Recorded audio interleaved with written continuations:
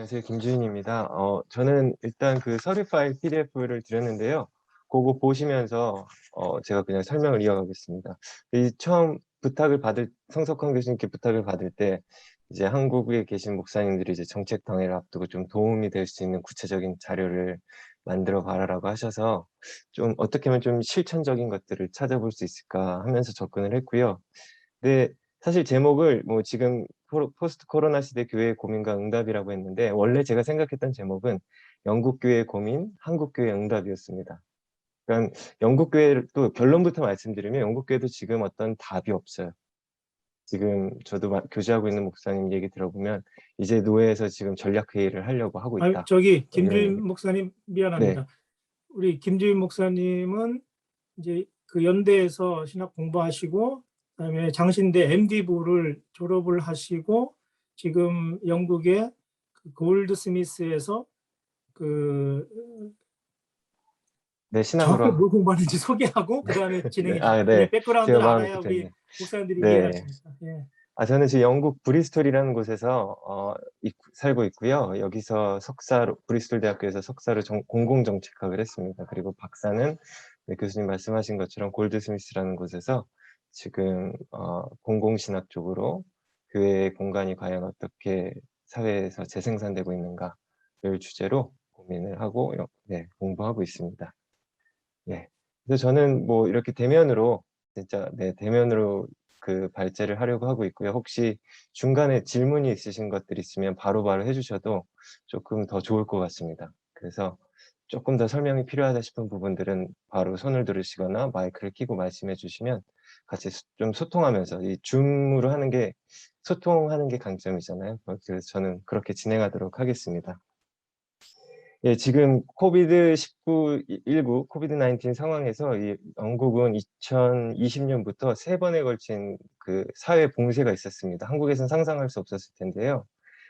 모든 게 다 음식점, 식료품점 빼고는 다 문을 닫았던 경험이 있어요. 3번씩.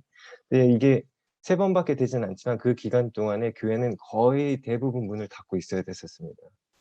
그리고 이제 정부가 한 585조, 600조 가깝게 재정을 투입해서 사회를 이끌고 왔던 거예요. 근데 그 와중에서도 지금도 뭐 언론에 나오다시피 지금 하루에도 확진자가 4만 명 이상, 4만 3천 명씩 막 나오고 있습니다. 그리고 이제 확진자 수로는 세계 4위예요. 850만이 넘었고, 그 사망자는 14만 명이 육박하고 있습니다. 이런 상황 속에서 코로나로 인해서 그 교회들이 다 문을 딱 닫았을 때 어떤 기독교인이 이제 어떤 잡지 저널에 기고를 하면서 이런 질문을 남겼습니다. 제가 갖고 있는 PDF 파일 보시면 나오는데요. 어, 우리 정창기 목사님 한번 읽어 주실래요? 네, 질문이죠. 네. 네, 이러한 네네. 시기에 교회가 중요합니까? 그리스도인에게는 정말로 중요합니다. 그렇지만 비그리스도인에게는 어떨까요? 네, 2020년, 작년이죠. 작년 4월에 제가 이 글을 딱 봤을 때 정말 똑같은 질문을 하게 됐습니다. 완전 문을 다 닫고 교회 게시판에는 주차장은 폐쇄돼 있고 게시판엔 우리는 온라인으로 예배를 하고 있습니다. 안내를 봤을 때 와, 바이러스 앞에서는 정말 아무것도 할 수 없구나. 특히나 이렇게 특화된 전문화된 영역에서 과연 교회가 뭘 할 수 있을까라는 그 질문을 갖고 저도 같이 이 사회 속에 있었는데요. 이 시기를 거치면서 교회의 실질적인 변화들이 몇 가지가 있었습니다. 일단 제가 포인트를 잡아뒀던 건 여기서 드리는 이제 제가 자료들은 굳이 각주는 다 뺐습니다. 좀 보시기 편하게. 혹시라도 자료가 필요하시면 제가 언급했던 내용들은 다 링크나 보고서들을 같이 보내드리도록 할게요. 네, 공유 안 해주셔도 돼요. 네, 그냥 제가 얼굴 보면서 네, 참조하시면. 김 네, 목사님, 이 네. 한국 사람들은 공유가 더 익숙해요. 그리고 그런가요? 김 목사님 얼굴 우리한테 다 보이니까 네네. 괜찮습니다. 알겠습니다. 그래서 그러면 제가 넘기면서 하겠습니다. 저도 파일을 띄워놓고 있으니까요. 네. 영국은 이렇게 하나 보지? 우리는 다 공유해서 하는 게 편한데. 아니, 공유하는데요. 이거 제 스타일입니다. 그냥. 네, 제가 네. 편해서. 네. 계신 아이고, 분들의 그동안 반응을 볼 수 성질이 있으니까. 늘었네. 네, 성질은 아니고. 네. 아무튼. 네, 지금 보이시나요? 네. 그래서 지금 교회 밖에서 바라본 그 교회에 대한 연구들이 꽤 보고서들이 나왔어요. 그중에서 이제 몇 가지 한 세 가지를 제가 추렸는데요. 일단 결론부터 말하면 이 코로나 기간 동안 교회 밖에서 바라보는 교회에 대한 인식은 굉장히 좋아졌습니다. 그래서 지금 이 연구 1번 이 설문자료를 보면 비리교인의 25%, 영국 성인의 36%가 지역사회에서 교회들이 긍정적인 변화를 만들고 있다라고 조사를 했고요. 또 작년 올해 7월? 네, 올해 7월에 코로나 팬데믹 완전 한가운데서 이제 조사했던 건데요. 194개 지역 당국을 조사한 거예요. 영국 전역으로 설문지를 뿌려서 그중에서 응답한 게 194개 기관이었는데 이 코로나 기간 동안 67%의 기관들이 교회와 혹은 종교 단체와 관련된 활동이 늘어났고 47%가 이후에도 파트너십을 지속하길 원한다라고 답했는데 중요한 건 뭐냐면 저는 이게 굉장히 인상적이에요. 91%가 이 협업이 긍정적이었다고 평가했습니다. 그럼 나머지 9%는 뭐냐? 그냥 중립적이에요. 부정적인 응답이 0%였습니다. 0%. 일단 같이 일단 했다 하면은 너무너무 효과가 있었다. 자기들이 실질적으로 도움이 됐다라고 이 교회 밖의 사람들이 그렇게 평가를 한 거였습니다. 그리고 세 번째 또 이거 보면요. 그래서 이제 교회가 정말 뭘 했나 한번 조사를 해봤더니 매월 500만 개의 영국 식사를 교회나 교회 관련된 기관에서 영국 전역에 지원을 하고 있었어요. 어떤 조직이 있어서가 아니었습니다. 그리고 교회의 약 90%가 취약계층을 지원했고 뭐 이런 여러 가지 방법들을 찾았다는 거죠. 근데 이제 왜 여기는 식사를 제공하는 게 중요했냐면 영국이 어떤 이 딜리버리 시스템이 굉장히 취약합니다. 그래서 저도 온라인 주문을 하려고 막 슬롯이 나였는데 한 달 뒤, 두 달 뒤에 주문을 할 수 있었어요. 그러니까 고립돼 있는 사람들, 고령층이나 취약층, 이 그 바이러스에 취약한 분들은 집에 정말 제가 아는 분은 11개월 동안 집 밖을 나오지 않은 분도 계세요. 그러니까 이분들을 대신 쇼핑해주고 대신 해줄 수 있는 이런 커뮤니티, 이런 지역사회 공동체들이 바로 교회가 했던 거죠. 요 얘기는 조금 이따 사례에서 한번 얘기를 하겠습니다.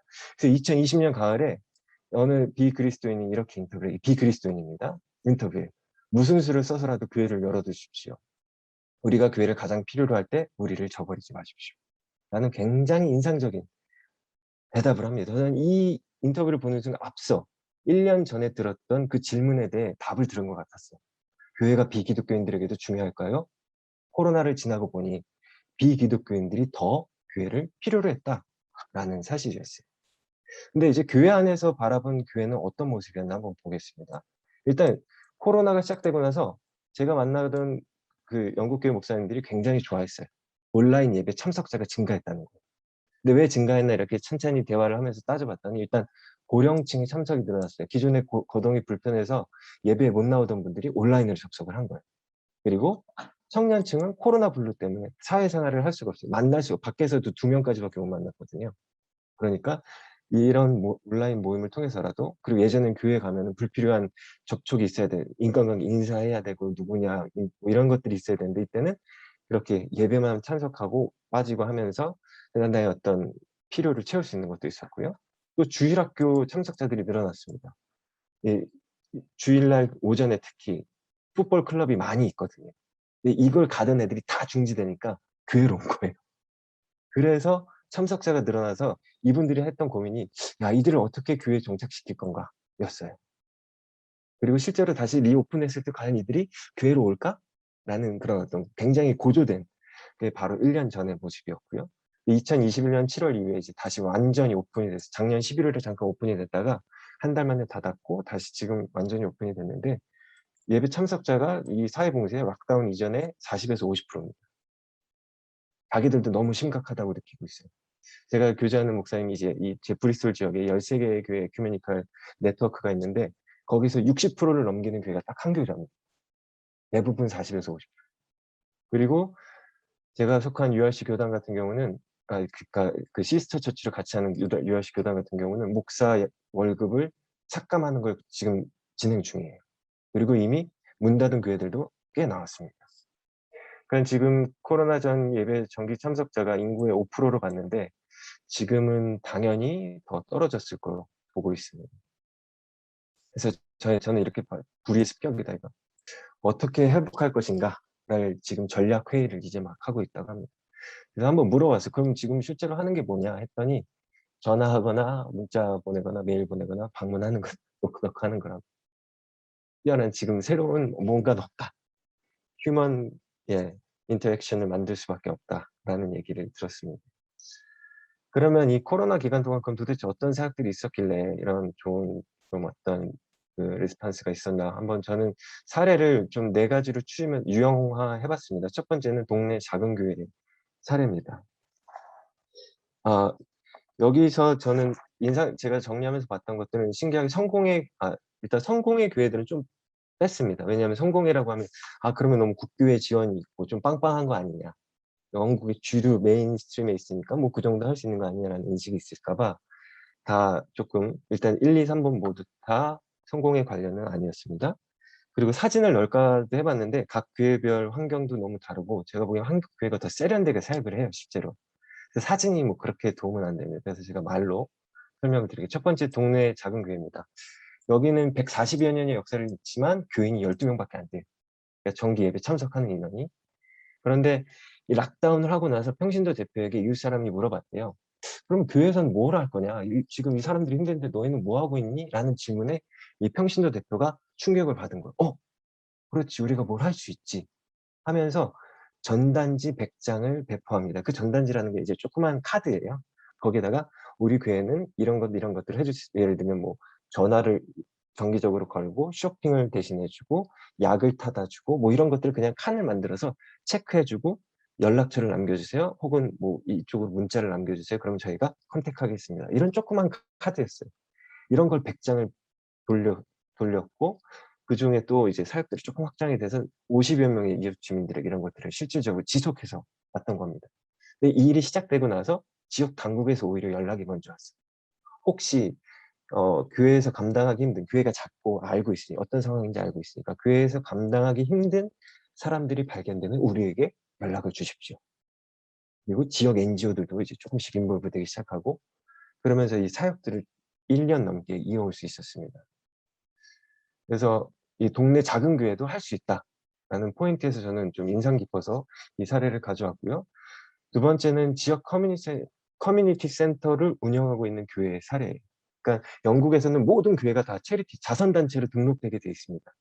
근데 그 중에서도 이제 교육관이나 교회 건물을 그 자선단체, 그러니까 교회 법인이 종교 법인이 아니고 다른 법인으로서 운영을 하고 있는, 우리로 치면 뭐 아동복지센터나 뭐 이런 거겠죠. 이런 지역 커뮤니티 센터를 운영하고 있는 교회 모습이었는데요. 이미 이제 이 활동을 하고 있었고 목표가 인상적이고 공동선을 위한 지역 공동체의 변화가 이 센터의 목표였고요. 근데 일단 이 코로나 상황이 맞고 나서 여기도 모든 프로그램들 다 중단했어야 됐습니다. 근데 그때 이 리더들이 결정한 게 뭐냐면 그러면 우리가 그래도 뭘 할 수 있을까 결국은 무료 음식 지원을 해보자. 취약계층 정부가 600조 그러니까 그 당시 문을 닫고 있는 그 모든 상점들 업체들의 노동자들의 월급 80%를 지원해 줬거든요. 그런데도 불구하고 그 밖에 있는 사람들, 취약계층, 그리고 그 필수 인력들, 뭐 장 보기 힘든 그런 여러 가지 사람들을 위해서 음식 지원 서비스를 시작한 거예요. 계획도 없었고 예산도 없었고 인원이나 홍보도 당연히 없었죠. 그리고 신기한 건 여기는 모금을 하는데 크라우드 펀딩으로 합니다. 그러니까 온라인에 우리가 이런 내용으로 지역 주민들을 도우려고 하는데 후원해 주십시오를 올린 거예요. 그리고 나서야 2천만 원 정도가 모금이 됐습니다. 근데 2천만 원은 사실 이 사역하는데 큰 금액은 아니에요. 전체를 통해서 보면. 근데 이걸 통해서 지역 주민들이 이 교회가 한다는 걸 다 알고 있어요. 그러니까 지역 교회, 이 교회 말고 4개 교회가 더 연합해서 사역을 하고 지역 주민들이 발런티어로 인볼브 되기 시작했다는 거죠. 그리고 교회의 존재를 인정하고 알아가기 시작합니다. 그래서 이 교회 이 지역 커뮤니티 센터가 지역사회 허브로 변신을 하는 거예요. 그래서 사람들이 같이 와서 도시락 제작을 하고 교회는 문을 닫지만 예배는 못 드리지만 이런 것들은 할 수 있게 허용해 줬거든요. 그래서 구세군 교회가 대표적으로 이런 어떤 그 푸드뱅크의 어떤 허브 기지로서 많은 역할을 했고요. 꼭 구세군이 아니더라도 일반 교회들에서도 이렇게 자기들의 교회가 공간을 바꾼 거죠. 트랜스포메이션을 해서 지역 허브를 변신해서 사용된 이걸 만든 겁니다. 그리고 이제 오픈하고 나서는 이제 사역을 확장시킵니다. 음식만 주는 게 아니라 단순히 아주 말초적인 부분에서만 해결되는 게 아니라 쇼핑 바우처 어려운 사람들한테는 주고, 그리고 식사 제공은 주 1회로 다시 바꿨어요. 그리고 사역들을 기존에 하던 것들을 조금씩 확장하면서 코로나에 맞춤으로 부채, 고용상담, 복지 지원 연결해주고 심리상담 같은 것들을 확장시켜서 하게 됩니다. 이게 이제 기존에 있었던 교회의 어떤 자산을 활용한 모델이었다면, 이제 세 번째 사례는 지역 교회와 지방 정부, 지역 당국의 연합 사역입니다. 제가 있는 지역 브리스톨에서 있었던 일들인데요. 원래 이제 매년 겨울이면 교회들이 연합해서 1월부터 3월까지 교회 유휴 공간에 침대 한 12개를 둬요. 매트리스 12개를 두고 노숙인들이 겨울 동안 머물 수 있게 해줬습니다. 그래서 그러니까 대단한 거죠. 교회 유휴 공간에 그래서 밤에는 항상 같이 있는 자원봉사도 있었어야 됐어요. 그러니까 이걸 위해서 참여하기 원하는 사람들은 교육도 받고, 그리고 근데 그렇다고 해서 이 사람들에게 복음을 전한다든지 뭐 어떤 교육을 강요한다든지 그렇게 하지 않아요. 마음대로 왔다 갔다 할 수 있어요. 그 대신 열고 닫는 시간은 이렇게 딱 고정적으로 운영을 해왔던 건데, 요번에 코로나 때문에 이걸 운영을 할 수가 없었던 거예요. 근데 이분들은 한국 교회 같았으면 모르겠습니다. 제 상식으로는 문을 닫는 게 더 수월한 선택이었을 텐데 숙박업소를 하나를 임대를 합니다. 호텔 그런 건 아니고요. B&B라 그래서 이제 식사를 주고 잠자리를 주는 이제 조그만 이제 빌딩, 조그만 한 3-4층 건물에 이제 숙박을 하는 이제 우리로 치면 민박 개념의 그런 데를 임대를 한 거죠. 3개월 동안 임대하기로 하고 노숙인을 지원합니다. 근데 거기에 들어갈 수 있는 방이 9개밖에 안 됐어요. 근데 9개라고 하면은 1인실이기 때문에 9명밖에 수용을 할 수 없는 거예요. 그런데 이거를 이 재정들을 들여서 운영하겠다고 한 겁니다. 근데 이걸 결정을 하니까 지방 정부에서 이제 이 임대료를 지원해 주고 교회와 개인들이 후원해서 또 운영을 할 수가 있었거든요. 근데 포인트는 어떤 한 메인 스폰서 교회가 있었던 게 아니에요. 지역 교회 초교파로 한 10개의 교회들이 조금씩 그 교회 재정을 써서 후원을 해 줬고, 그리고 개인 후원들도 크리스천 개인 후원들이 줄이었습니다. 그리고 이제 저도 이제 이 기간 동안 같이 자원봉사를 하면서 봤는데 25개 이 교회 출신의 70여 명의 자원봉사자가 아침, 점심, 저녁 조를 짜서 일주일 동안 계속 도는 거예요. 그러면서 그렇다고 해서 아까 전도하지 않고 이 사람들이 어떤 걸 해도 그렇게 신경 쓰지 않아요. 그냥 규칙만 지켜주면 되는 거였어요. 근데 이 사역이 올해부터는 확장하기로 결정을 합니다. 교회에서는 여전히 못하니까 11월부터 3월까지 임대해서 이 숙박업체를 임대해서 사역을 하기로 한 겁니다. 요게 주는 어떤 포인트들도 조금 이따 정리를 하겠습니다. 그래서 요런 지역교회 연합사역에 지방정부가 같이 조인하게 된 이런 사역도 있었고요. 네 번째는 지역교회와 NGO, 이건 전국 규모입니다. 1200개가 넘는 지역교회가 40개 넘는 교단과 기독교계 NGO들이 이제 이 코로나라는 큰 주제에 대응하기 위해서 뭉친 겁니다. 교단 교파를 초월해서 과연 그러니까 지역 교회들은 우리 지역에 이런 문제들이 있는데 우리 스스로는 해결할 수 없습니다. 어떻게 해야 될 거 하면서 각 분야의 전문성 있는 NGO들을 같이 끌어들인 거예요. 그래서 지역 교회에서는 장소를 제공하고 자원봉사자들을 주고, 그러면서 지역 주민들이 찾아왔을 때 상담을 해 주는 겁니다. 그래서 뭐 아까 얘기했던 그 고용 관련된 거, 이제 부채나 또 직업 관련된 것들, 그리고 어린이, 청소년 케어들, 뭐 이런 내용들을 이제 한 6개 분야에 걸쳐서 쭉 사역을 연결시켜 주는 거였죠. 그래서 요런 부분들은 사실 제가 도시공동체연구소 웹진에 조금 더 구체적으로 실었던 터라서 제가 여기서는 설명을 좀 짧게 하고 넘어가 보도록 하겠습니다. 일단 이걸 통해서 과연 우리는 뭘 볼 수 있는가, 조금 어떻게 정리하고 보면 조금 일반적인 얘기인데 이걸 사례와 연관지어 생각하면서 한번 적용할 수 있는 포인트들을 찾아보시면 좀 좋을 것 같아요. 일단 공통사항은 일단 교회가 다 같이 정책적으로 교회를 폐쇄해야 됐을 때 군말 없이 다 폐쇄했다는 거예요. 이 사람들의 첫 번째 우선적인 원칙은 공동체 구성원을 보호하는 거였습니다. 그래서 이게 예를 들어 7월에 교회를 열어도 됩니다라고 했는데 9월 넘어서 오픈하는 교회들이 굉장히 많았어요. 왜냐하면 상황을 보고 교회 안에서 충분히 준비가 된 다음 우리는 교회를 오픈하겠다 해서 교회 구성원들의 합의가 이루어지고 준비가 된 다음에야 하는 것들이 인상적이었고요. 또 하나 두 번째는 정확한 정보 전달을 하려고 굉장히 계속해서 국가에서도 정부에서도 이런 교회의 이런 스피커를 활용해서 정보 전달을 노력했고 교회 스스로도 정확하게 해서 어떤 이상한 한국 교회 막 소금물로 막 이렇게 하는 것들이 있었는데 영국 교회에서는 상상할 수 없었던 일들이었죠. 오히려 교회가 더 세니타이저 많이 넣고 어떻게 해야 되는지 알아주고 알려주고 하는 중요한 허브가 되었습니다. 그래서 이걸 통해서 기본적으로 좀 정리할 수 있는 건 교회가 사회의 건강한 구성원으로서 역할을 수행했다라는 거예요. 그러니까 다른 기관들과 똑같이 어떤 우월적인 대우나 차별적인 대우를 원하지도 않았고 물론 일부 막 소송 걸고 한 데도 있어요. "정부가 너무 심하다. 우리 예배드리게 해 달라." 그런 아주 극렬한 보수적인 분들도 있었지만 이분들은 아주 소수였고 대부분은 사회 국가 정책에 바로 수긍하면서 교인 공동체를 보호하고 건강하게 다시금 할 수 있도록 준비했다라는 거였죠. 그리고 사례별로 이것들을 좀 정리하면서 과연 이런 사역들을 우리 안에서 어떻게 적용할 수 있을까 쪼끔 본다면요. 저는 첫 번째 일단 반응하는 거였습니다. 우리가 직면한 어떤 상황에 대해서 바로바로 반응하는 그 깊이가 낮았건 높았건 전문성이 있건 없건 상관없이 이 어떤 도움이 필요한 이들을 만났을 때 그리고 우리가 그걸 해야 된다는 어떤 우리 안에 욕구들이 있었을 때 이것들을 찾아 나섰다는 거예요. 그러니까 아까 작은 교회 같은 경우 12명 밖에 되지 않았지만 전단지 100 장은 정말 우리로 치면 아파트 한 2동 될까요? 얼마 안 되는 걸 그냥 돌린 거예요. 이게 우리가 할 수 있는 역할이지만 이걸 통해서 우리는 그리스도인으로서 정체성을 확인하고 우리가 그리스도인됨을 전하는 거다라는 걸 한 겁니다. 그래서 저는 우리 한국 교회 안에서도 구성원들의 이야기들 속에서 '아 뭘 하고 싶구나.'라는 것들을 발견할 수 있으면 참 좋을 것 같습니다.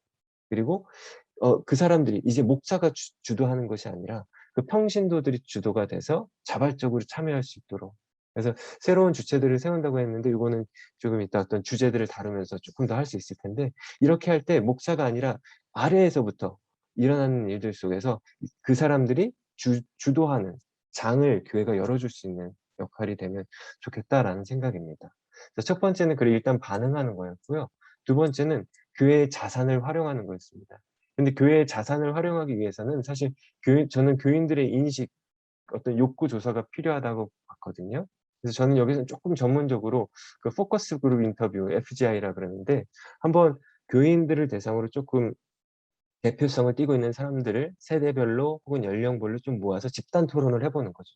우리 교회가 이제 내년도 올해 정책당을 앞두고 하기 전에 어떤 이슈들을 내년 사역에 어떤 것들을 해야 될까 한번 자율 토론이 되도록 한번 시간을 줘 보는 겁니다. 근데 사회자가 중요한 역할을 하긴 하는데 요 부분들은 쪼끔 보시면 되겠고요. 그래서 이런 시간들을 마련해서 과연 우리 교회 안에 어떤 욕구가 있고 우리 교인들이 갖고 있는 인식은 뭐가 있는지를 좀 파악하는 시간을 마련하면 좋겠다라는 거고요.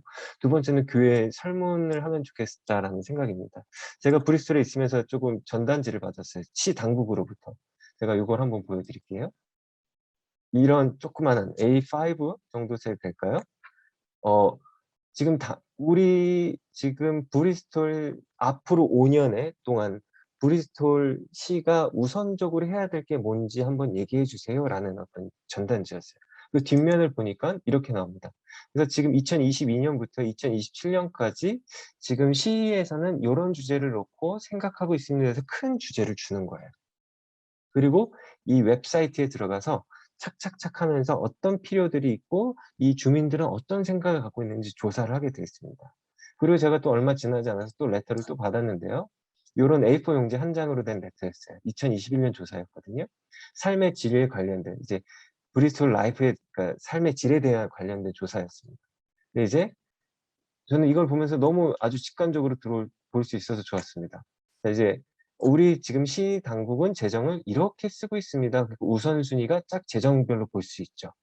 그리고 이 웹사이트에 들어가서 제가 한 21 페이지 넘게 체크를 쫙쫙 하고 있었는데요. 아주 구체적으로 물어보는 거죠. 저의 상태, 여러 가지 현안들, 지적사회 관련된 것들을 물어보면서 이것들을 쭉 수합해서 가치 정책에 반영을 하는 겁니다. 그래서 저는 이걸 보면서 교회도 한 내년이 아니라 과연 5년 동안 앞으로 향후 5년간 우리 교회 핵심 이슈가 뭐가 될 수 있을까요? 라는 이슈를 갖고 한번 교인들에게 조사를 해봐도 좋겠다라는 좀 힌트를 받았습니다. 근데 실제로 영국 교회는 노회장이 바뀌어도 한번 정한 정책들은 지속적으로 추진이 됩니다. 한국 교회는 노회장이 바뀌거나 총회장이 바뀌면 전에 했던 것들이 엎어지고 해서 지속성이 떨어지는데, 여기는 사람이 바뀌더라도 한번 정한 건 쭉 가는 거예요. 근데 여기 위임 목사님들 많이 계실 텐데, 위임 목사님들께서 그 당회에서 함께 정한 것들이 5년의 어떤 좀 중기 계획을 갖고 추진할 수 있는 어떤 동력을 교인들 안에서 찾아보는 건 어떨까라는 생각도 해봤습니다. 근데 그게 어렵다면 저는 우리에게 직면한 이슈들을 한번 제가 조금 제시해 봤습니다. 첫 번째는 벼랑 끝에 선 사람들. 저는 그 이런 우리가 이미 익히 알고 있는 그룹들인데요. 저는 이걸 복지적인 접근을 넘어서 좀 문화 자본과 교육 자본을 구축해 주는 순으로 나아가야 된다라고 봅니다. 그러니까 지금 복지적인 거는 우리나라가 복지 국가로 가고, 그래서 이미 교회에서 하고 있던 역할들까지 다 국가가 가져갔어요. 그게 나쁘다는 게 아니고요. 이제 교회가 해야 될 역할을 새로 찾아야 된다는 거죠. 그러면 저는 단순히 복지적인 수준의 접근을 넘어서 교회가 갖고 있는 네트워크와 자본을 활용해서 이들이 개인으로 돌파할 수 없는 한계를 넘어설 수 있는 것들을 줄 수 있다라는 것. 그 고민이 필요하다라고 보고 있고요. 그리고 또 하나는 이제 환경과 기후 위기입니다. 저는 이게 10대들이 주체가 될 수 있다고 봐요. 그들의 세대가 살아내야 될 세상이거든요. 그래서 이 친구들이 지금 툰베리라고 대표되는 이 스웨덴의 그 소녀처럼, 이들이 갖고 있는 너희의 삶과 너희의 세상을 너희가 준비하고 너희의 목소리를 내봐, 우리가 무대를 줄게 했을 때 10대들이 주체로 갈 수 있다는 겁니다. 지금 10대들의 지금 복음화율이, 교회 출석률이 한 3%라고 얘기 나오는 보고들이 있던데요. 정말 소수 인종이 돼버린, 아주 선교 대상이 돼버린 그들에게 교회에 상관없더라도 이러한 것들을 주는 거죠. 그래서 지금 영국 교회 같은 경우는 이 기후 위기가 핵심 화두이기도 합니다. COP26가 이번에 11월 달에 글라스고에서 열리면서 교회마다 그것들을 또 화두로 갖고 오기도 하는데, 환경 문제가 아주 큰 이슈로 갖고 가고 있고요. 또 하나는 다문화 사회에 대한 좀 교회에서의 선제적인 접근이 좀 필요하다. 그래서 과연 우리 사회 안에 있는 다양성들을 어떻게 수용할 수 있을 것인가에 대한 좀 고민들을 풀어가도 좋겠다라고 생각이 됩니다. 근데 이런 게 조금 더 어렵다 하면 저는 좀 큰 틀에서 SDGs라고요. 지속 가능한 발전. 이게 유엔에서 2015년에 채택한 2023년을 목표로 선택한 17개의 의제인데요. 성인 관련된 책들은 조금 어렵고 청소년 관련 책으로 한 2권 정도가 나와 있습니다. 청소년들이나 혹은 교사분들이 이걸 같이 보면서 우리 교회에서 이것들을 어떻게 표현할 수 있을까를 고민해 보는 것도 저는 굉장히 좋은 어떤 우리 교회 안에서 실천 가능한 것들을 찾아보는 것도 좋겠다라는 생각이 듭니다. 그래서 여기서 시작으로 지역 NGO들과 연계할 수 있고, 아니면 교회 안에 있는 전문가들을 초청해서 얘기를 들으면서 인식 전환을 할 수 있고요. 그래서 이런 좀 어떤 이슈에 대해서 교회가 이제는 예전에 복지적인 것들을 넘어서서 이 사회 현안에 대해서 우리가 먼저 대응할 수 있는 포인트를 찾으면 좋겠다는 생각을 합니다. 그리고 이제 세 번째는 사람을 세우는 거였습니다. 이 세 번째 브리스톨 사례 같은 경우는 목사들이 주체가 되지 않았어요. 철저하게 평신도들이 주체가 돼서 그 자원봉사자들을 이끌어갔습니다. 그러니까 교회 안에 관심 있는 몇 사람들이 여기에서 뛰어들었더니 주변에서 같이 하게 되고요. 그리고 올해 이제 제가 같이 자매교회로 있는, 제가 같이 갔던 분들의 얘기를 들어보니까 올해는 같이 그 자원봉사를 하려고 하는 사람들이 더 늘어나고 있다는 거예요.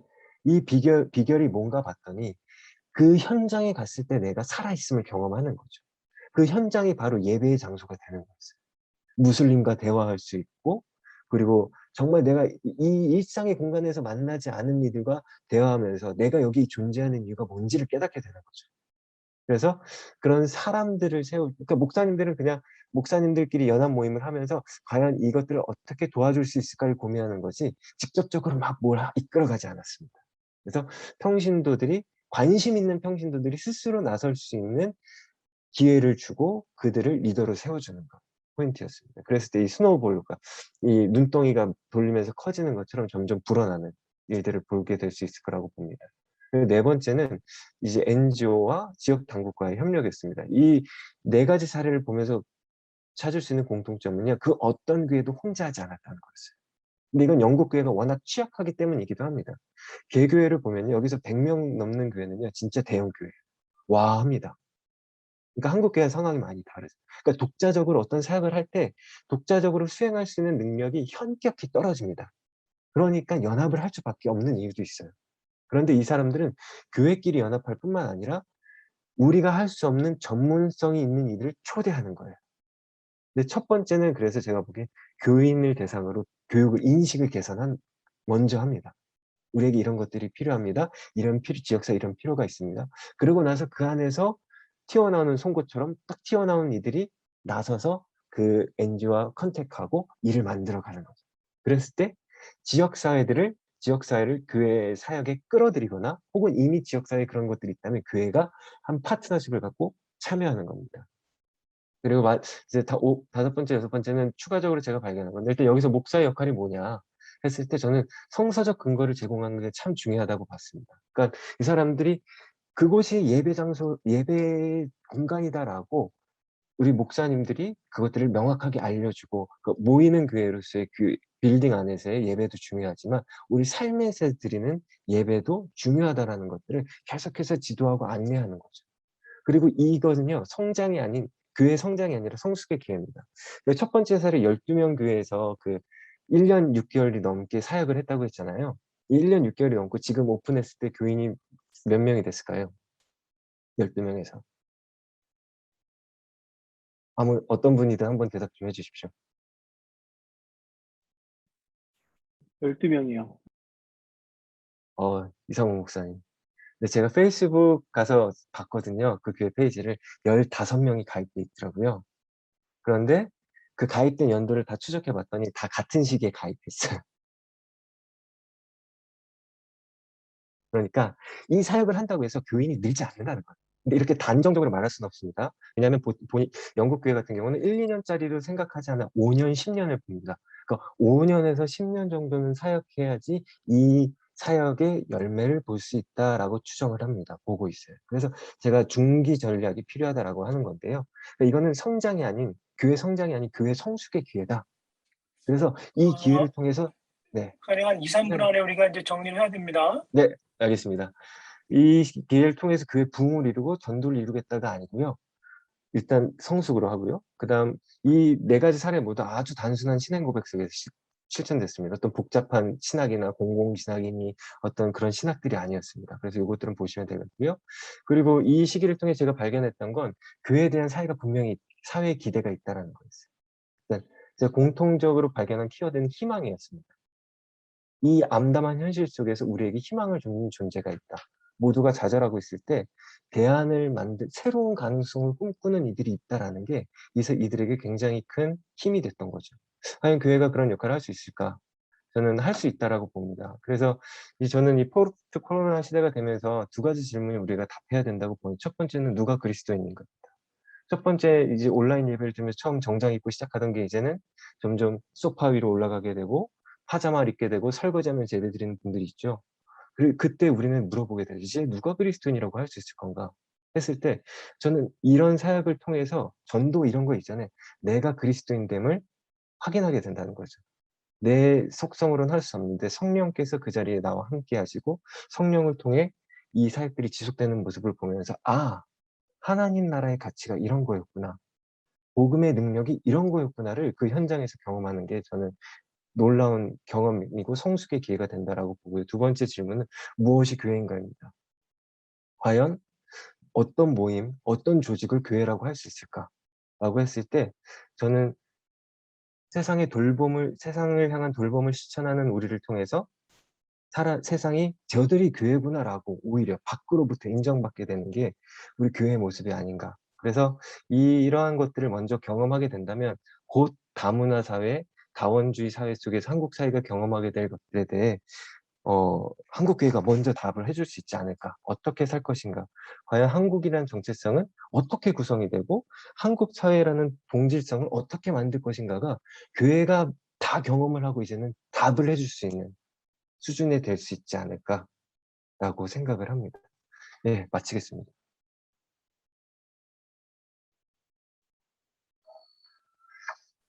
네.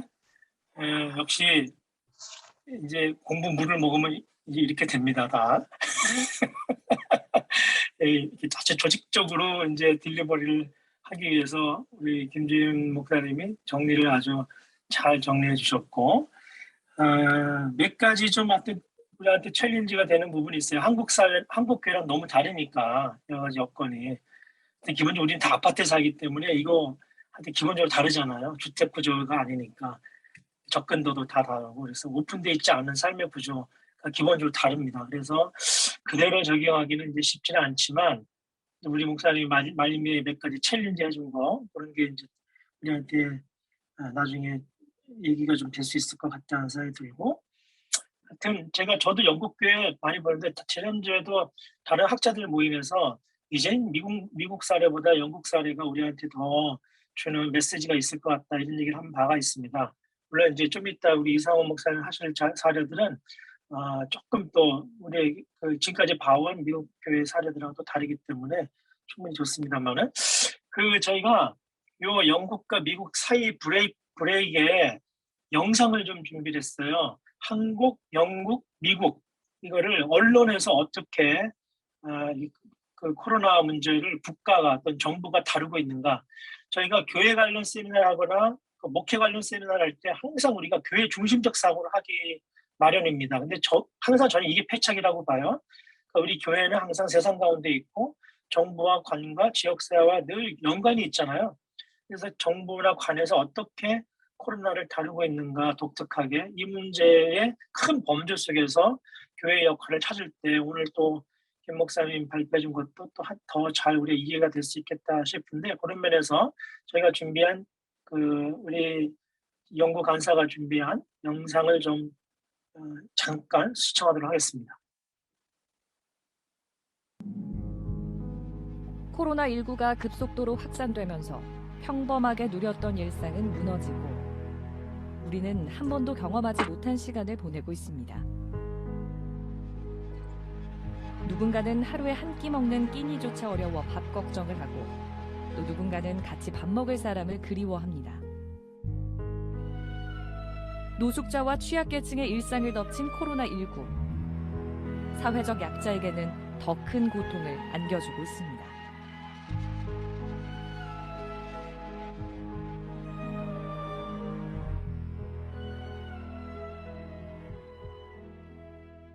어려운 이웃들에게 한 끼 식사로 나눔을 실천하기 위해 1991년 문을 연 무료급식소입니다. 문을 연 이후 한 번도 급식을 멈춰본 적이 없습니다. 하지만 이번에 코로나19 확산으로 30년 만에 처음으로 주방 가스불이 꺼졌습니다. 사람이 많이 모이는 걸 피하려다 보니 급식을 중단하게 된 겁니다. 급식을 중단하고 대체식으로 바꿨습니다. 지금 그 상황이 미지수라서 저희도 좀 깝깝한 상황이긴 한데, 아마 한 2주 정도는 더 고민해야 되지 않을까 싶어요. 하루 평균 무료 급식소를 찾는 노숙인은 250여 명. 이곳에서 먹는 밥은 하루 중 유일하게 먹을 수 있는 따뜻하고 든든한 한 끼였습니다. 하지만 이제는 급식 대신 라면과 즉석밥 등 대체식이 제공되는데, 하루를 버티기에는 한계가 있습니다. 저녁에도 굶었고, 점심때도 굶었고, 이런 때입니다. 너무 힘듭니다. 지금 식사 하시면 저녁 때는 뭐 드세요 그러면? 없어요. 저녁 때 없으세요? 예. 그럼 저녁 때 배고파서 어떻게 하십니까? 좀, 굶으시고 그냥? 예. 식사량도 걱정이지만 이 상황이 길어지면 영양 불균형이 더 큰 문제입니다. 한 복지관 역시 급식소와 복지관 운영을 중단했습니다. 하지만 쉴 수 없는 업무가 있는데요. 바로 어르신들을 위한 도시락과 대체식 배달입니다. 코로나19 때문에 어르신들이 자가격리 거의 중이시라서 대체식 제공하고 또 도시락 제공을 하려고 준비하고 있습니다. 거동이 불편한 50여 명의 어르신을 위해 매일 도시락을 배달하고, 결식 우려가 있는 20여 명에게는 일주일에 한 번 대체식도 배달합니다. 도시락 배달은 자원봉사자들의 역할이지만 지금은 휴관 상태라 직원들이 직접 배달까지 나섭니다. 이렇게 배달되는 한 끼는 취약계층과 거동이 불편한 어르신들에게 너무나도 소중합니다. 코로나19로 인한 복지관 휴관 소식은 홀로 사는 어르신들에게는 생각지도 못한 큰일이었습니다. 갖다 주는 고맙는데 말벗이 없어가지고 죽겠어요. 아주 그냥 복지관 가서 그래도 친구들하고 얘기하고 그냥 그런 시간 보내다가 제일 여기 가치가 있는 거 견딜 수가 없어요. 사람을 만나 밥을 먹고 같이 어울리는 것 당연한 일이었지만 지금은 코로나19 극복을 위해 우리 모두가 잠시 멈춤의 시간을 갖고 있습니다. 무료 급식을 이용하는 어르신들 역시 그걸 알기에 이 시간을 견디고 있는데요. 하루빨리 평범한 일상이 회복돼 다시 예전처럼 한 끼의 소중한 식사를 할 수 있게 되기를 바라고 있습니다. We turn our attention now to the low-income Americans who are bearing the brunt of the coronavirus fallout. John Yang explains how the pandemic is hitting families hard who are already struggling. Detroit, already facing steep economic and racial inequalities, has emerged as a coronavirus hotspot. Janine Kane is a mother of 5 on the city's east side. My husband actually was laid off immediately as soon as the pandemic started because he works in a restaurant. And I was working 2 jobs and I was laid off from my second job. Kane's worried whether she'll be able to keep her job as a home health care worker, the family's only remaining source of income. We're going to still have to operate as if we have the bare minimum. She's also concerned about her family's safety as tensions run high in their neighborhood. The neighbors have been fighting each other. It has not been easy to, just explain to the children that a lot of people are coping with this pandemic in different ways. The Downtown Boxing Gym, a local after-school program, delivers food and supplies twice a week. Now it's become a full-time crisis relief program for the entire community. If it wasn't for the boxing gym, I'd probably be in tears every day trying to figure out how we're going to eat or get supplies. Both emotional and economic support are needed, says the head of the gym, Jessica Hauser. It's pretty terrifying for just about every family that we're working with, and they're trying so hard to keep their kids in a good place and stable and, not worry their kids while their entire life is falling apart. In Detroit, Janine Kane is struggling to provide a sense of normalcy for her family as the effects of the virus get closer and closer. People in the neighborhood are coming up saying, oh, I just lost a cousin. I got a few coworkers that actually lost some of their relatives to it. She doesn't know how long her family will be able to endure their new reality. I'm also hoping that this won't last for long, and so that we don't have to lose our job there. Because I don't know what the backup plan is. Nonprofit organizations, governmental entities have been deeply impacted based on this pandemic. We've actually galvanized with our corporate and philanthropic community to raise over $8 million to help provide operational grants for many of our nonprofits. Now we've funded over 220 in our community, but there are many people who are still on the front lines providing food, providing shelter, providing resources for the community in spite of this setback. But the world as we know it in terms of nonprofits is going to be forever changed as a result of this pandemic for the main reason that many of their fundraisers have been canceled now. Much of their work is service-based, it's fee-for-service, it's face-to-face. Now they're having to change to virtual means to be able to deliver those services. So the landscape has changed drastically. We are galvanizing and working together in ways that we never have before, but the needs are just continuing to grow. They are not going away.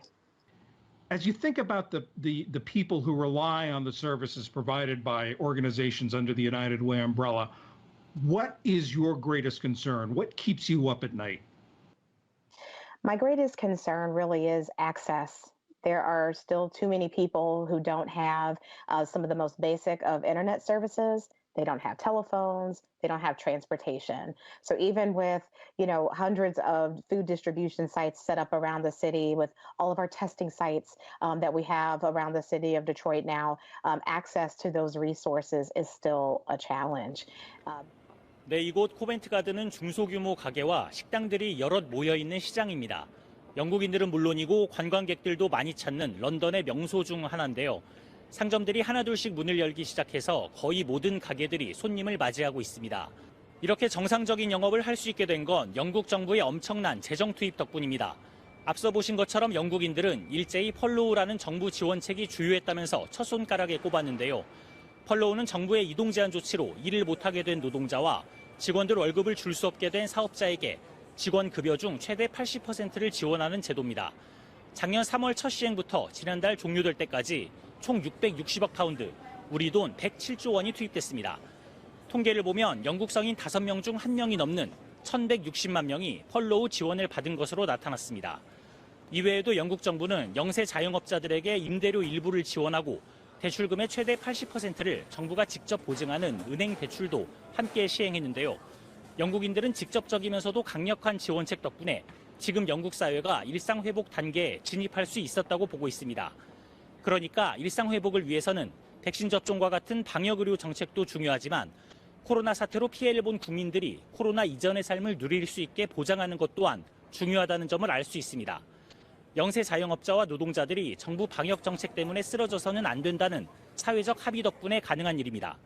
런던에서 MBC 뉴스 박윤수입니다. Since the US president declared independence from coronavirus, America is in the grips of a COVID surge. New infections are hovering at more than 150,000 a day. That's a 300% increase on this time last year. Joe Biden today unveiled an aggressive new plan to force tens of millions of Americans to get vaccinated. America living with COVID. No masks, no limits at sporting events, concerts, beaches and bars. Freedoms earned by the vaccinated, while the Delta variant drives infections up and overwhelms hospitals. Many of us are frustrated with the nearly 80 million Americans who are still not vaccinated. A fed-up President Biden cracking down on the unjabbed, mandating vaccinations for all federal workers and contractors and requiring employers with 100 or more workers to enforce COVID vaccinations or weekly tests. Those who don't comply will be fined. We've been patient, but our patience is wearing thin, and your refusal has cost all of us. Get vaccinated. 생활 속 거리두기를 시행한 지 약 1년 반 만에 단계적 일상 회복을 앞둔 마지막 거리두기가 내일 시작합니다. 수도권에선 8명, 비수도권에선 10명까지 사적 모임이 가능합니다. 방역당국은 이번 거리두기가 종료되는 다음 달 1일부터 단계적 일상 회복으로 전환하는 걸 목표로 하고 있습니다.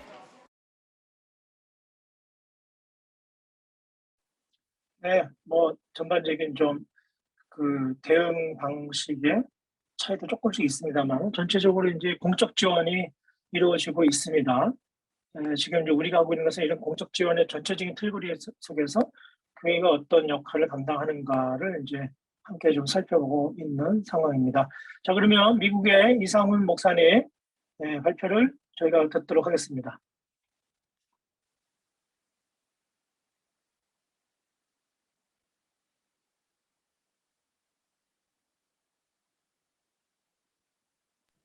네, 소리가 들리십니까? 네. 소리가 들리시면 시작하겠습니다. 화면도 잘 보이십니까? 네. 됐습니다. 네, 안녕하십니까. 저는 이상훈 목사라고 합니다. 저는 2018년도에 공부하기 위해서 미국에 가서 이제 3년 정도 미국에서 지냈고요.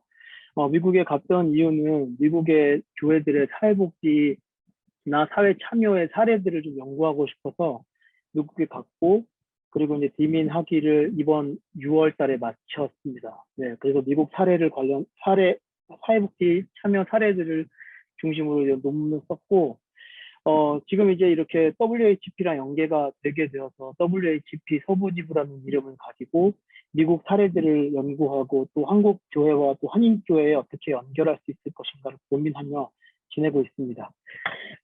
이쯤에서 왜 우리는 미국 사례를 봐야 할까요? 송수성 교수님이 이제 미국 사례보다는 영국 사례다라고 말씀하셨는데, 제가 생각했을 때 미국 사례를 우리가 주목해야 될 부분들은 한국과 좋은 점이든 나쁜 점이든 많이 닮아 있다는 겁니다. 개교회 중심으로 성장하고 있는 또 메가처치라는 것들이 존재하는 이 미국의 사례들이 한국에 있는 사례들에 적용하기도 다른 어떤 나라들보다 더 쉽고 그리고 또 더 참고할 만한 내용들이 있습니다. 자, 그러면 우리가 시작하기 전에 우리 한국의 코로나 현황과 미국의 코로나 현황을 잠깐 비교해 보겠습니다. 한국의 코로나 현황은 총 확진자 수가 34만 명, 총 사망자 수가 2,600명, 그리고 최근에도 1일 평균 확진자 수가 1,500명 정도 됩니다. 그런데 미국은 좀 사이즈가 다릅니다. 미국의 같은 경우에는 네, 잠시만요. 네, 미국 같은 경우에는 4,500만 명입니다. 네, 오타 아닙니다. 한국에 있는 전체 인구의 숫자에 비슷한 사람들이 코로나에 걸렸고 사망자 수도 72만 명, 그리고 지금 현재에도 확진자 수가 하루에 8만 3천 명씩 나오고 있습니다. 그런데 이제 미국과 한국을 직접적으로 비교하기에는 인구의 문제도 있고 지역의 문제도 있기 때문에 제가 이번에 갖고 온 것은 제가 살고 있는 캘리포니아 기준입니다. 캘리포니아의 인구는 한 4천만 명 정도 됩니다. 그러니까 한국의 5,500만 명이나 비슷한 수준이라고 볼 수 있는데요. 조금 작죠. 그런데 확진자 수는 480만 명입니다. 그러니까 인구 중에 10명 중에 1명 이상이 코로나에 걸렸던 경험이 있는 거죠. 사망자 수도 2,600명인 한국과 비교해서 7만 명입니다. 굉장히 높죠. 그리고 지금도 5,500명씩 확진자가 발생하고 있습니다. 그런데 한국에서 최근에 오셨던 분들이나 아니면 한국을 방문하셨던 분들이 미국의 상황을 보면서 이렇게 말씀하세요. 한국이 훨씬 더 코로나에 대한 두려움이 많고 또 코로나에 대해 위축되어 있는 사회라고 말씀하십니다. 그 이유는 바로 이것 때문이겠죠. 80입니다. 이것은 1회 이상 백신을 맞은 사람들의 비율입니다. LA 카운티 기준으로 한 것이고요. 2회 이상 풀 백시네이드가 된 사람들은 한 70% 정도 됩니다.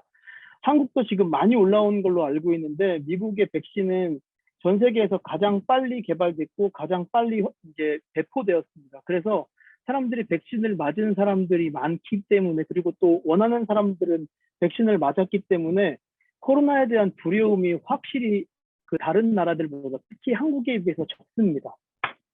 이 0은 그렇기 때문에 영방정부 및 지방정부의 교회에 대한 행정명령이 하나도 없습니다. 이거는 비단 지금 최근에 그렇게 된 것이 아니고요. 올해 초부터 어떠한 행정명령도 다 해지된 상황입니다. 모든 사람들이 소셜 디스텐싱이 없이 똑같이 예배를 드리고 있고 또 마스크를 쓰는 사람도 있고 쓰지 않는 사람들이 있지만 실내에서 마스크를 쓰는 것을 제외하고는 과거와 똑같은 모습으로 예배를 드리고 있습니다. 이 숫자가 중요합니다.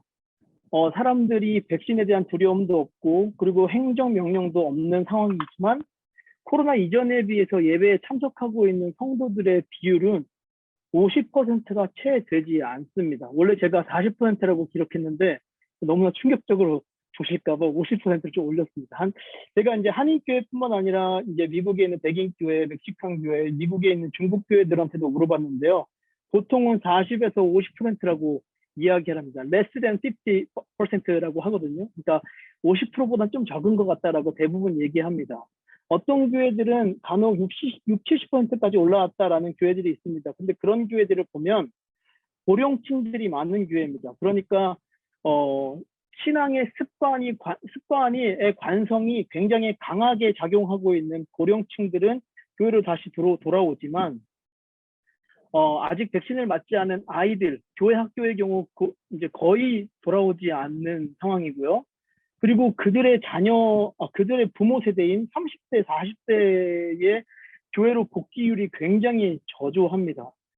저는 이것이 한국이 한 달 후 위드 코로나를 선포하고 이제 사회적 거리두기가 해지된 상황에서도 한국도 더 심하면 더 심했지 이거랑 다른 상황이 올 거라고 생각하지는 않습니다. 우리는 그것을 대비해야 되고 우리가 그것을 각오해야 되는 상황입니다. 그렇다면 이런 상황에서 미국 교회는 어떠한 사역에 중점을 두고 있고 그것은 한국의 그것과 어떻게 다를까요? 이제 그거를 보려고 하는데요. 그것을 보기에 앞서서 먼저 말씀드리고 싶은 게 있습니다. 첫 번째는 미국의 사례는 미국의 교회의 전체적인 흐름이 이렇다라고 말씀드리기가 매우 어렵습니다. 미국을 유나이티드 스테이트라고 하잖아요.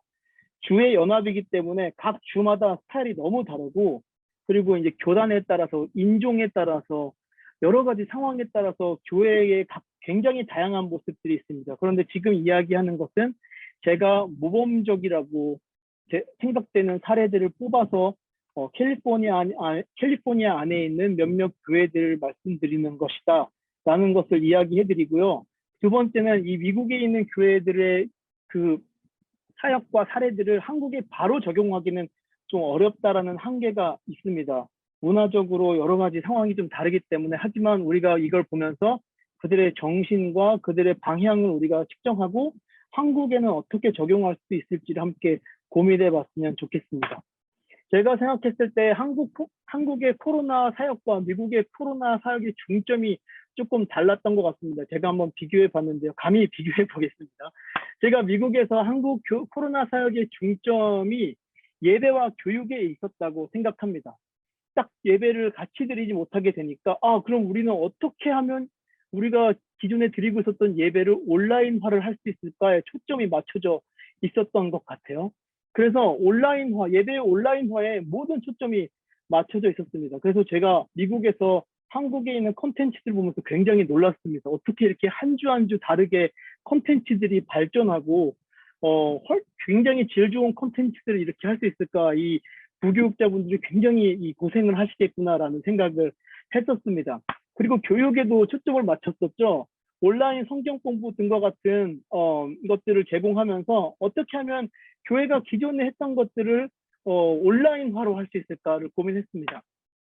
즉 어떻게 하면 우리가 모이지 않았지만 온라인을 통해서 예배를 잘 드릴 수 있을까?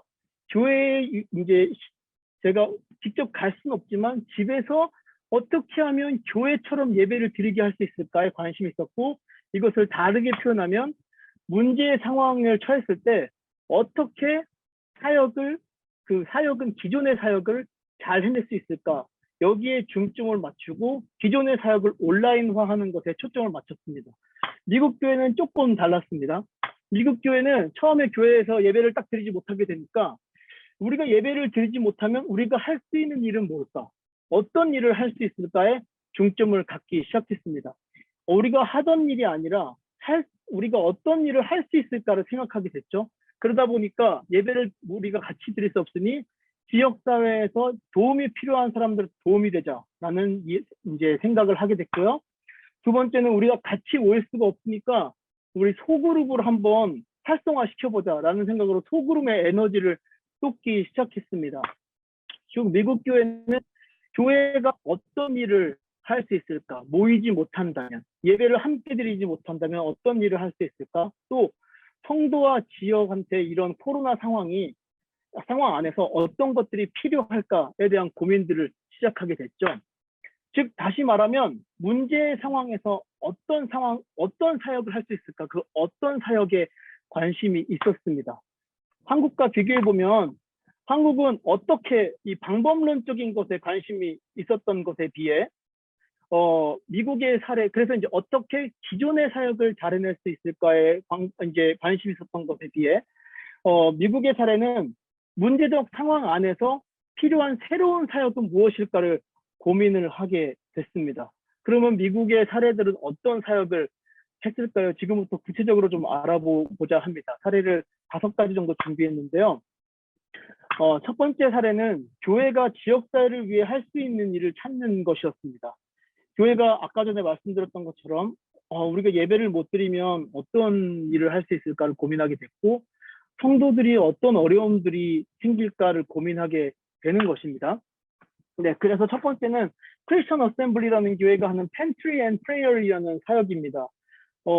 이 담임 목사님이 제가 지금 인턴십도 하고 했던 교회인데요. 이 담임 목사님이 이거 교회가 이렇게 교회뿐만 아니라 모든 것이 셧다운된 상황에서 아까 뉴스에서도 나왔지만 위기에 처한 사람들은 어떻게 될까에 고민을 갖기 시작한 거죠. 근데 이제 참 이게 우스운 게 우리가 미국 사람이라고 하면은 굉장히 부유하고 굉장히 이 넉넉한 사람들이라고 생각하지 않습니까? 근데 미국의 사람들의 실제 삶은 그렇지 않습니다. 대부분 사람들은 하루 벌어 하루 사는 사람들이 많아요.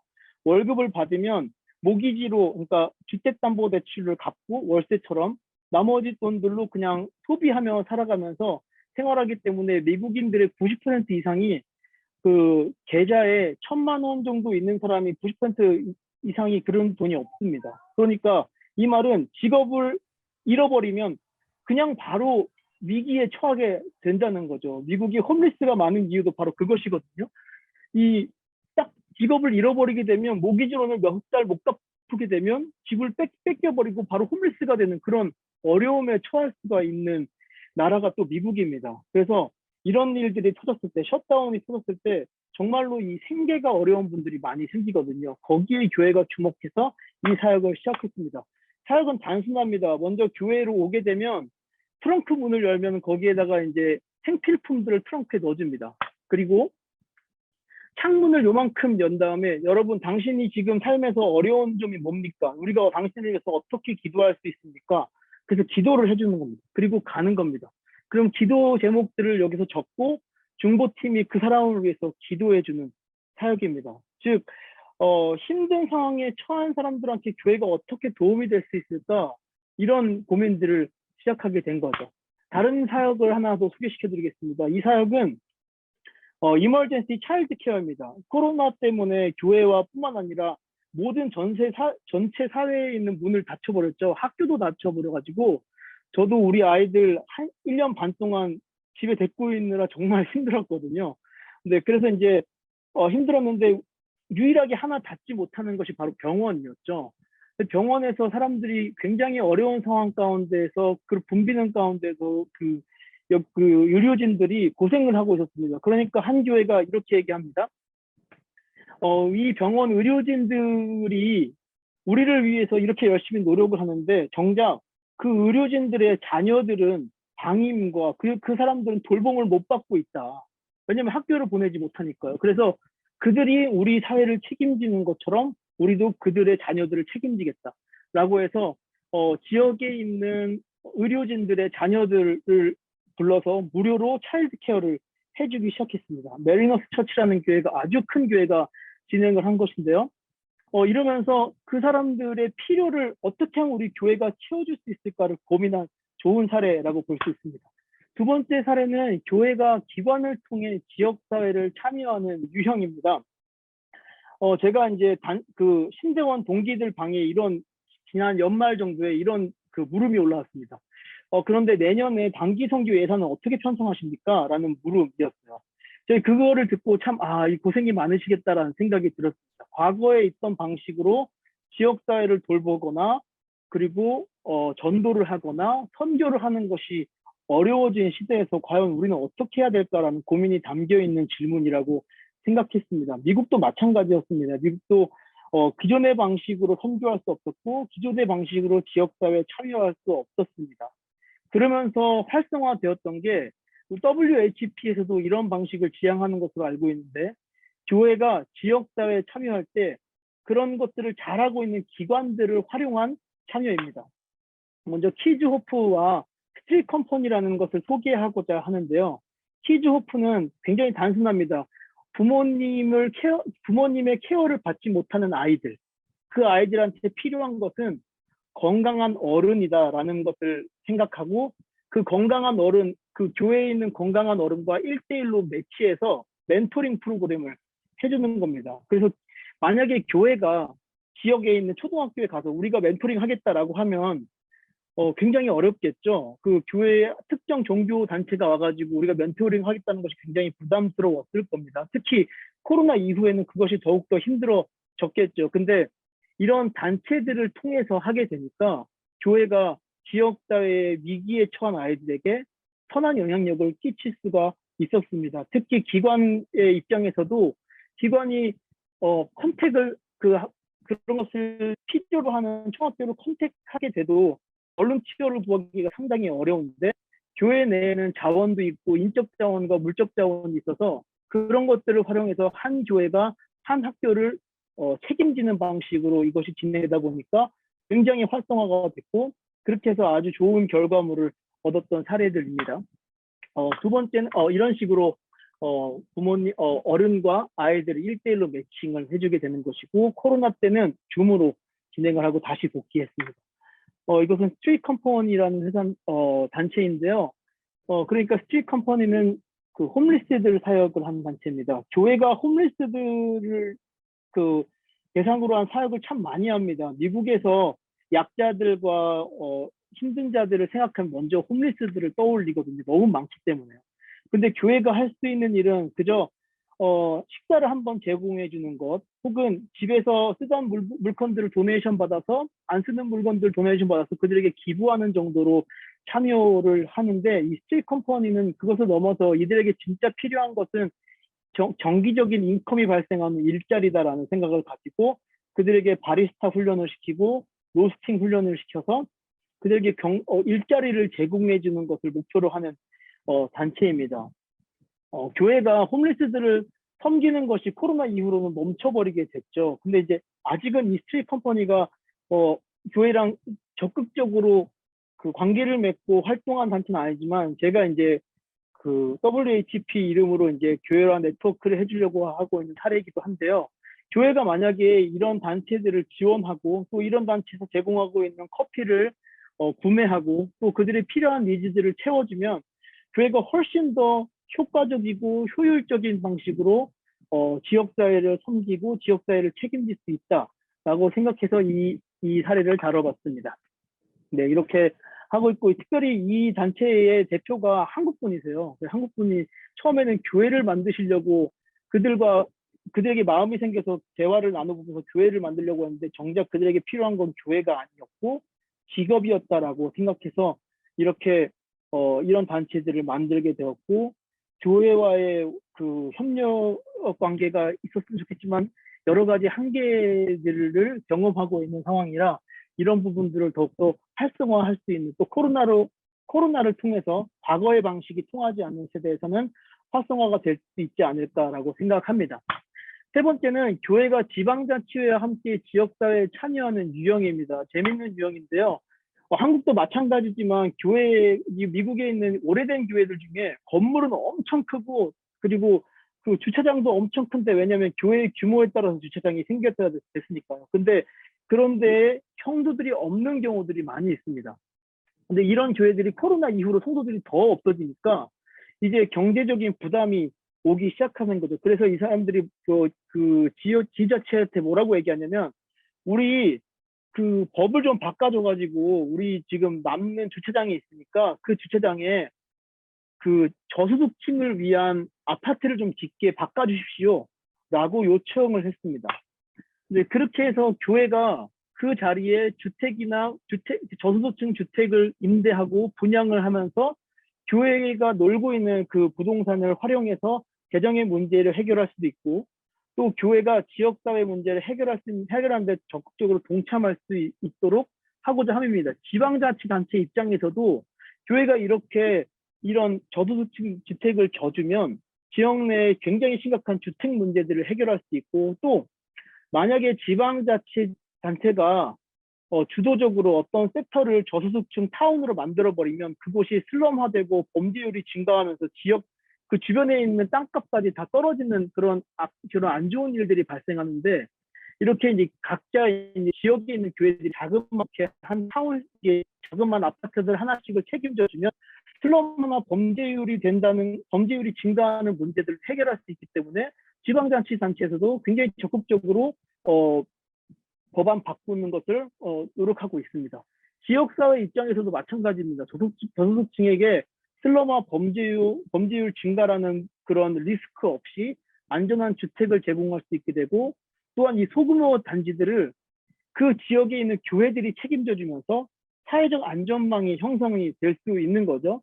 그렇게 하면서 그들을 테이크케어하는 것을 교회가 하게 되면 여러 가지 그런 안전망의 역할을 또 할 수 있으니 아주 좋은 사례, 교회에 있는 그 자원을 활용한 아주 좋은 사례라고 판단이 됩니다. 이제 사회 참여 역할은 이제 됐고요. 이제 소그룹 활성화의 부분입니다. 교회가 이제 같이 모일 수가 없게 되니까 교회가 이제 그러면 우리가 소그룹을 활성화시켜보자라고 이야기를 하기 시작했습니다. 왜냐하면 이 셧다운이 되면서 사람들이 집에만 박혀 있고 이 소셜을 할 수 없는 상황이 되다 보니까 그런 가정의 문제들이 발생했고 우울의 문제 그리고 격리로 오는 정신적인 문제들이 심각해졌고 또 사람들이 이제 그 교회 사람들을 그리워하는 마음들이 교회 사람뿐만 아니라 사람을 그리워하는 부분들이 생기게 된 것이죠. 안전한 모임이 있었다라는 욕구들이 생겨났습니다. 그래서 이제 소그룹 활성화를 하게 됐는데요. 이 소그룹은 우리 한국 교회를 따지면 교구나 구역이라고 볼 수 있는데 조금 그 상황이 좀 다릅니다. 소그룹의 특징이 자발적이고 자율적이고 자치적입니다.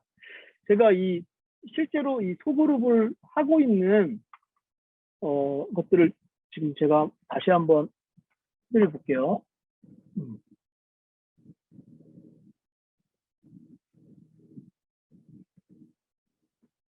네, 요게 이제 보이시나요?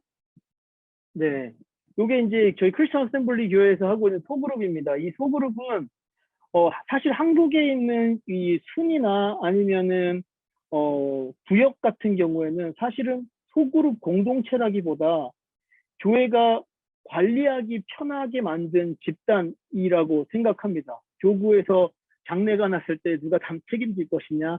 그래서 이제 성도가 등록이 되면 강제적으로 어디 구역에 편성이 되게 되는 거죠. 근데 이제 미국에 있는 구역과 소그룹, 스몰그룹 같은 경우에는 그렇지는 않습니다. 먼저 자율적으로 이 사람들이 원하는 사람들을 모을 수 있도록 그 사람들이 알아서 자치적으로 진행이 되거든요. 그래서 보시면 알테다나맨, 여기 알테다나에 사는 남자들의 모임입니다. 네, 썬데이 모닝맨, 썬데이의 아침에 아침밥을 같이 먹을 수 있는 남자들의 모임. 뿐만 아니라 이렇게 CA 사이클을 타는 사람들, 자전거를 타는 사람들끼리의 소그룹. 홈스쿨 하는 엄마들의 모임, 그리고 엄마들의 모임, 싱글들의 모임, 요거는 이제 퇴역 군인들의 모임. 이런 식으로 브렉퍼스트를 같이 먹는 모임도 있고요.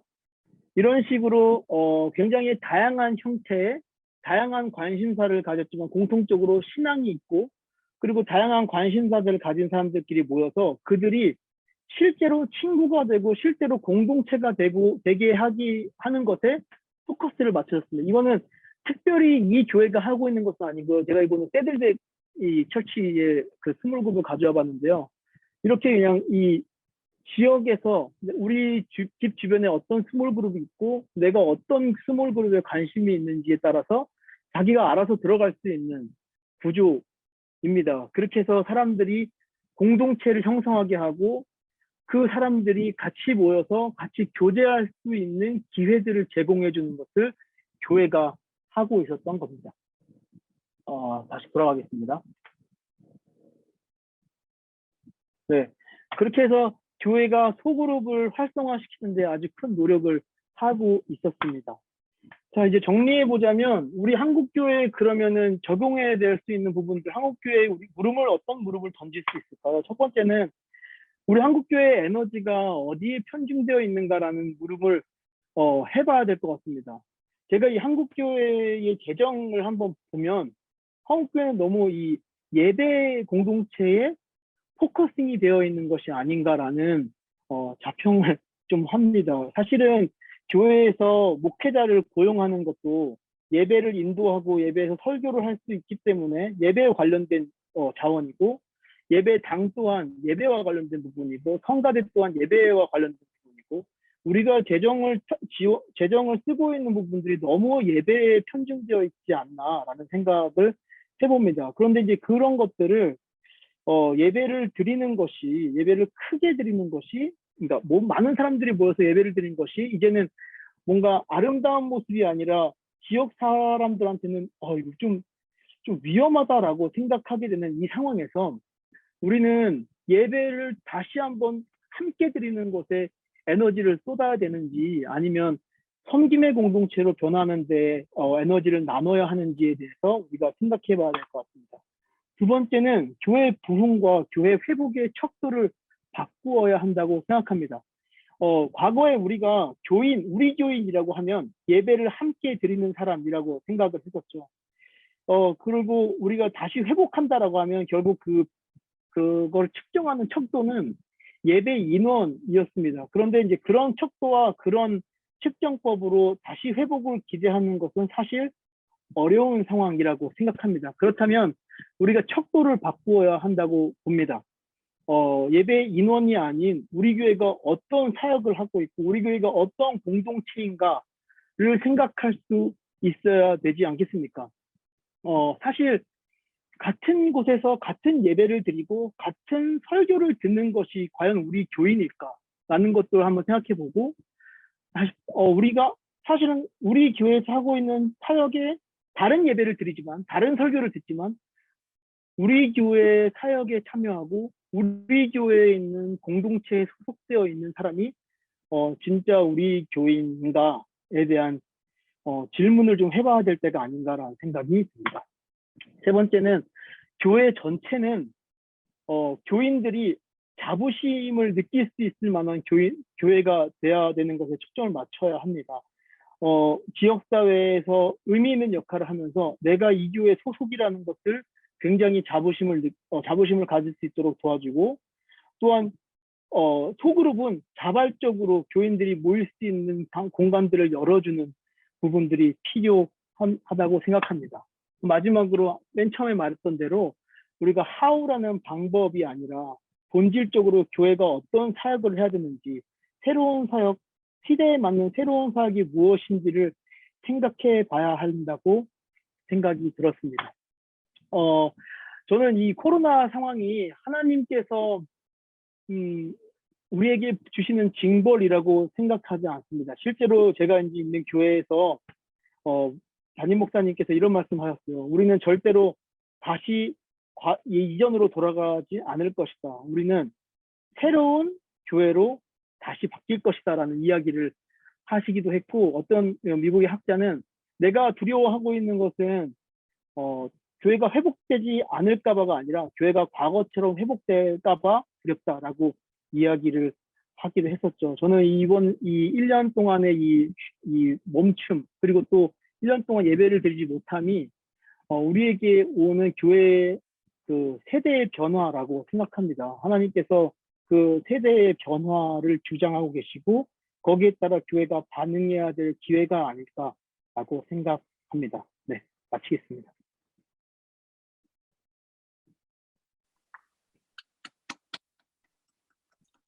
네.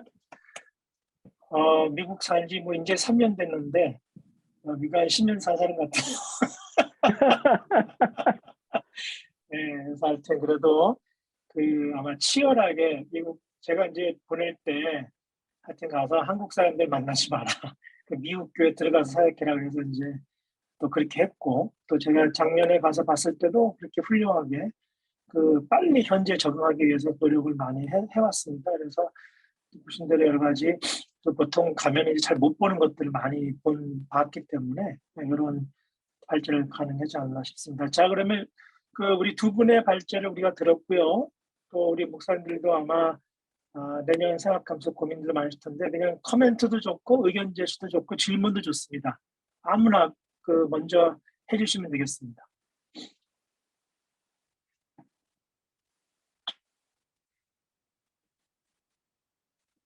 뭐 질문이나 코멘트나 뭐든 좋습니다.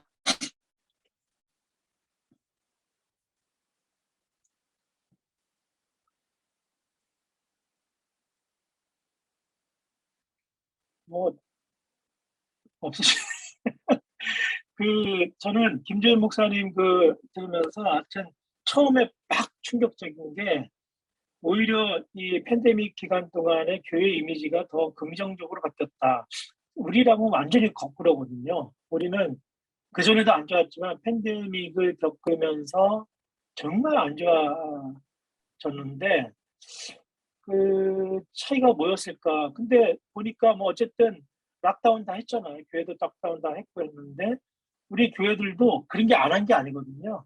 이웃 돕게 하고 헌금해서 가난한 사람을 돕고 다 했어요, 우리도.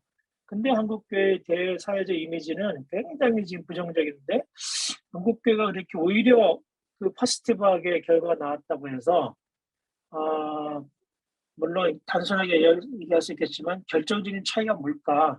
한번 우리 김재인 목사님 얘기해 주세요. 네, 저도 그 지점은 굉장히 흥미로웠는데요. 제가 분석했던 개인적인 생각은 영국 사회의 경우는 사실 살아보시면 그러니까 어떤 사람들의 어떤 의식 수준이 생각보다 굉장히 낮습니다. 그래서 차 안에다가 가방 같은 거 두고 내리지 말라 그러거든요. 그리고 절대로 카페 같은 데 갔을 때 책상에 핸드폰 두지 말라 그래요. 유럽 여행 가시면 다 알겠지만 그냥 가져가거든요. 창문 깨고 가져가고. 미국도 그렇겠지만. 네, 그래서 영국 교회 같은 모델은 성숙한 교인이 시민사회의 성숙한 시민이 돼서 그걸 선도해 갈 수 있는 책임감 있는 시민들이었고, 근데 한국 사회는 오히려 성숙한 시민사회가 덜 성숙한 교회를 끌어줘야 되는 그런 상황이 아니었나라는 생각이 들었습니다. 그래서 교회 안에 갇혀 있다 보니까 한국 교회 같은 경우는 그 교회 중심의 생각들, 그러니까 이게 역사성에서의 차이인 것일 수도 있을 것 같은데요. 그러니까 교회 구성원들의 어떤 의식 수준, 책임감, 사회에 대한 책임감의 의식이 좀 다르지 않았나라고 저는 봅니다. 그것들의 실천으로 나타났을 때 이제 현상들이 이렇게 달랐다. 물론 이런 어떤 이미지의 개선이 아직까지 실질적인 열매로 나타나지 않고 있다라는 것도 조금 그것도 눈여겨봐야 될 지점이긴 합니다. 지금 그래서 우리 김주인 목사님 골드스미스에서 그런 종교 또는 신앙이 토대를 둔 그 기관이나 단체들이 어떻게 사회에서 역할을 하는가 문제를 이제 집중적으로 연구를 하고 있는 거죠. 그런 점에서 마치는 좀 도움이 많이 될 것 같고요. 네, 미국 사례도 네. 말씀드리겠습니다. 미국도 네. 교회에 대한 이미지가 굉장히 더 좋아졌거든요. 근데 이제 그거는 왜 그런 거냐면 사실은 복지 제도의 문제도 좀 있습니다. 네, 그러니까 한국 사회는 복지관이나 복지기관들이 조금 더 적극적으로 그런 취약계층들을 섬길 수 있는 좀 역량이 조금 되는 상황이었고, 또 거길로 많이 국가 주도적인 부분으로 복지가 넘어갔기 때문에 그런 부분들을 복지관의 역할이다라고 생각을 하고 있는 것 같은데요. 제가 이제 사회복지를 석사 때 전공을 했었는데 그때 이제 가장 최악의 사례로 미국을 얘기했었거든요. 네, 그러니까 찾아가지 않으면 절대로 얻을 수 없는 복지 서비스의 대표적인 사례로 미국을 제시했는데, 그러다 보니까 사회적인 안전망이나 또 사회가 해줄 수 있는 그 안전망에서 멀어진 사람들이 사각지대에 놓인 사람들이 아주 많은데, 그 사람들을 교회가 케어할 수 있었기 때문에 조금 더 회복이 되지 않았나라고 생각을 합니다. 그러니까 그런 점에서는 사실은 교회 역할이 같은 공적 역할을 해야 되는 그 지점은 같은 건데, 근데 우리도 사실은 언론에서 막 그래서 그렇지 개교회들은 다 했어요. 우리도 각 교회마다 그런 공적인 역할이나 이웃 돕기나 다 하고 펀딩해서 돕고 다 했는데도 우리는 이제 그게 그렇게 교회 이미지를 포지티브하게 올리는데 별로 효과가 없었단 말이죠. 그러니까 그 차이는 하여튼 좀 이제 신천지, 정광훈 이런 여러 가지 큰 이벤트들이 있어서 그게 다 묻혀서 그런 건지 하여튼 고민스럽습니다만은, 미국 사례에서는 지난번에 지금 한남대 계재관 교수가 거기 LA 가 있는데 안식하느라고 지난번에 얘기 들어보니까 하여간 거기는 아까 우리 이상훈 목사가 얘기한 것처럼 소그룹, 다 큰 교회들이 소그룹을 활성화시켜가지고 어떻게든 이 팬데믹 기간 동안에 교인들의 커뮤니티를 유지하려고 하는 아주 엄청난 노력을 해서 소그룹이 굉장히 활성화돼 있다. 영국 같은데 그렇게 빅처치가 없잖아요. 그러니까 미국은 빅처치들은 대부분 그런 소그룹 활성화를 통해서 관계성을 자꾸 연결시키고 그게 끊어지지 않도록 만들어가려는 그런 노력들을 해가지고 오히려 포스트 팬데믹 이후에도 우리 개신교가 소그룹 중심의 셀 중심의 시스템으로 전환하는 좋은 하여튼 모티브가 되겠다라고 하는 이야기를 많이 들었어요.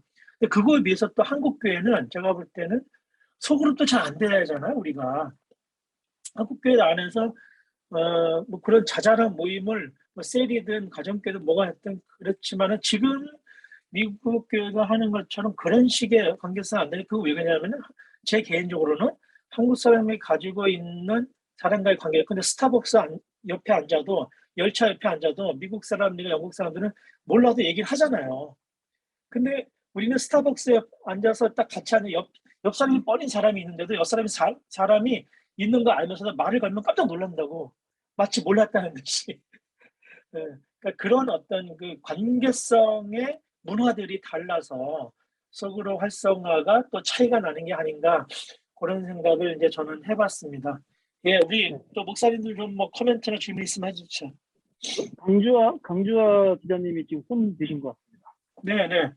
네, 강주하 기자님이세요. 네, 말씀하세요. 네, 안녕하세요. 오늘 두 분 목사님 발제 너무 잘 들었고요. 각각 목사님께 한 가지씩 제가 발제 들으면서 궁금했던 거 질문 드리고 싶습니다. 먼저 김 목사님한테 드리고 싶은데요. 영국의 그 교회에서 성신도들이 자발적으로 사역을 할 수 있도록 하는 점, 그리고 다른 기관들이나 지방자치단체와 협력하는 것들이 되게 인상적이었습니다. 그 영국 교회의 코비드 대응 상황을 보시면서 한국 교회의 대응에 비춰서 좀 한국 교회가 이번 코비드 팬데믹 기간에 가장 아쉬웠던 점은 무엇이었는지 목사님이 생각하시는 거를 생각해 보신 게 있다면 좀 알고 싶고요. 또 물론 발제에서 많이 말씀해 주시긴 했지만 영국 그 교회에서 한국 교회가 지금 가장 배웠으면 하는 우리가